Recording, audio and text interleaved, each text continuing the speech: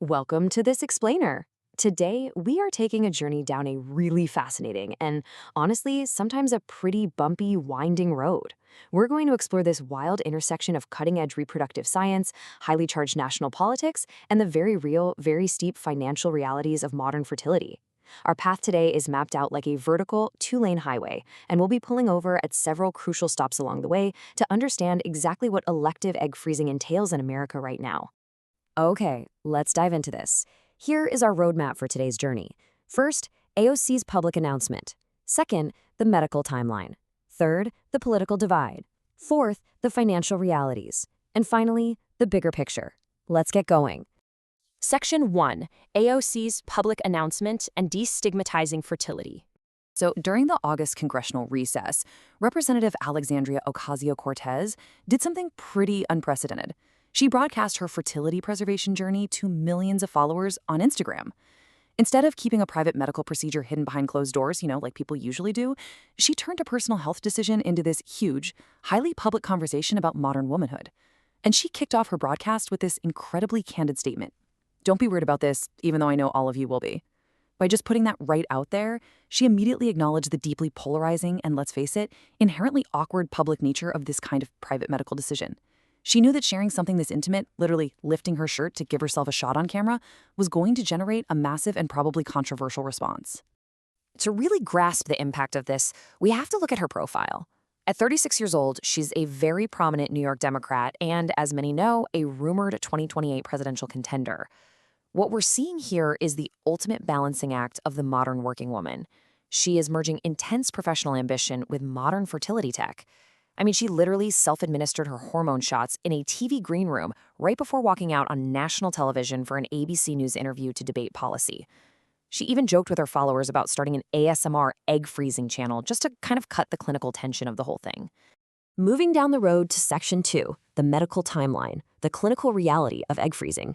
Here are these 6 sequential stops along our timeline, and we've marked them with these color-coded map pins alternating down the road. Step 1, marked with the pink pin, is the initial consultation and screening to test egg reserves. Step 2, in orange, is ovarian stimulation. Step 3, the light purple pin, is the trigger shot. Step 4, in teal, is the surgical egg retrieval. Step 5, the red pin, is freezing or vitrification. And finally, step 6, in light blue, is the eventual thawing and fertilization, which happens way down the road if it happens at all. Now, when we attach an actual calendar to this timeline, the physical intensity of the process really comes into focus. Take a look at that stretch between days 3 and 20. This is the ovarian stimulation phase, where a patient has to self-administer subcutaneous hormone injections every single day. AOC actually called her abdomen a pincushion during this phase, and you can see why.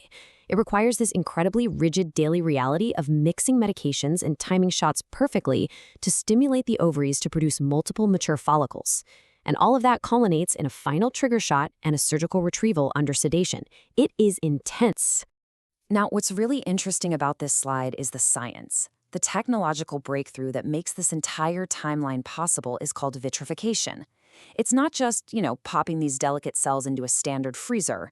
It's an ultra-rapid cooling technique that actually solidifies the cells into a glass-like state.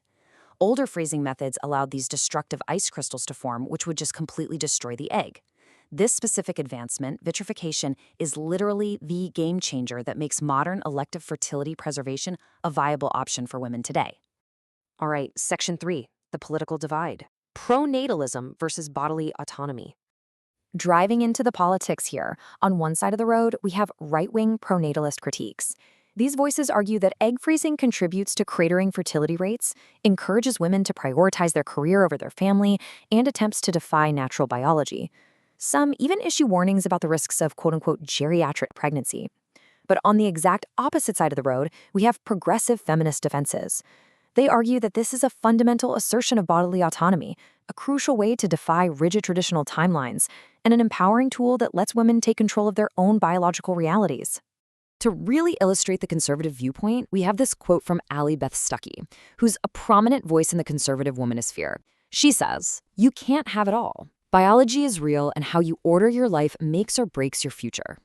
This really captures the argument that egg freezing glamorizes a false promise to career-focused women, suggesting that they should embrace traditional domestic timelines instead of relying on medical intervention to push motherhood back. Balancing out that perspective, we have a progressive defense from Kari Winter, an academic at the University at Buffalo. She points out, AOC asserting her right is bold and ethical. People don't go ballistic about men using Viagra. Honestly, that quote perfectly encapsulates the argument that women are facing a massive double standard here. The progressive view is that women are heavily scrutinized for using medical science to manage their reproductive desires, while men using medical science for similar reasons almost never face this kind of intense public debate.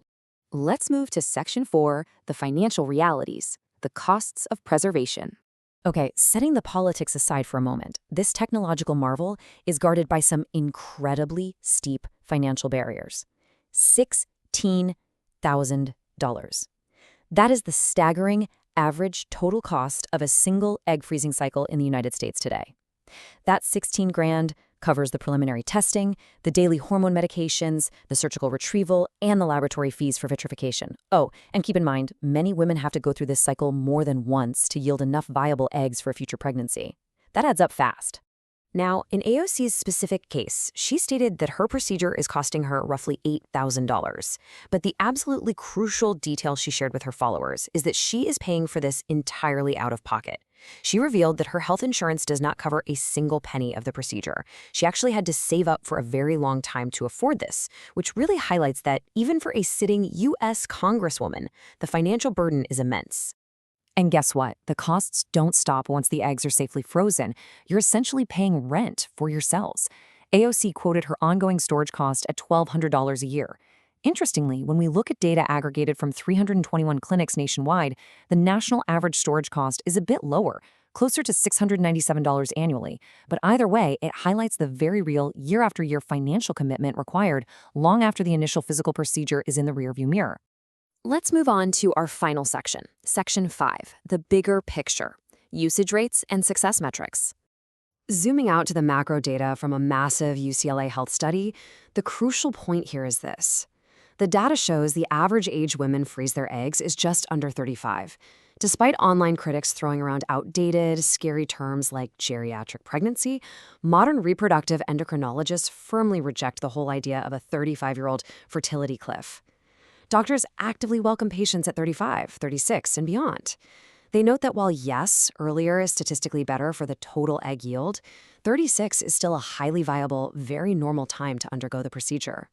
But get this, one of the most surprising data points from the UCLA study is the usage rate. Only 6% of people who froze their eggs used them for IVF within 7 years. That means 94% did not. But medical professionals are quick to point out that this remarkably low usage rate isn't a failure of the technology, not at all. Many of these women simply end up conceiving naturally on their own, or, they just decide later in life that they actually don't want to have children. And this brilliantly illustrates why those usage numbers don't tell the whole story. Despite 94% of eggs going entirely unused, 89% of women report absolutely zero regret regarding their decision to freeze their eggs. So what does this all mean? It means the primary benefit for the vast majority of women isn't actually a future baby, it's the immediate mental health benefit. It provides them with incredible peace of mind, it takes the ticking clock pressure off their dating lives, and it gives them a much broader horizon for their personal and professional futures. Which brings us to the very end of our roadmap today, with a final provocative thought. As the science continues to advance and politicians continue to debate the implications, we really have to ask ourselves, will reproductive technologies like egg freezing eventually become a standard expectation and maybe even a covered healthcare right for working women? Or, given those staggering costs we talked about, will it just remain a private luxury reserved only for a privileged few? It is a huge question that sits right at the intersection of biology, wealth, and the future of the American family. Thanks for joining me on this explainer, and keep questioning the world around you.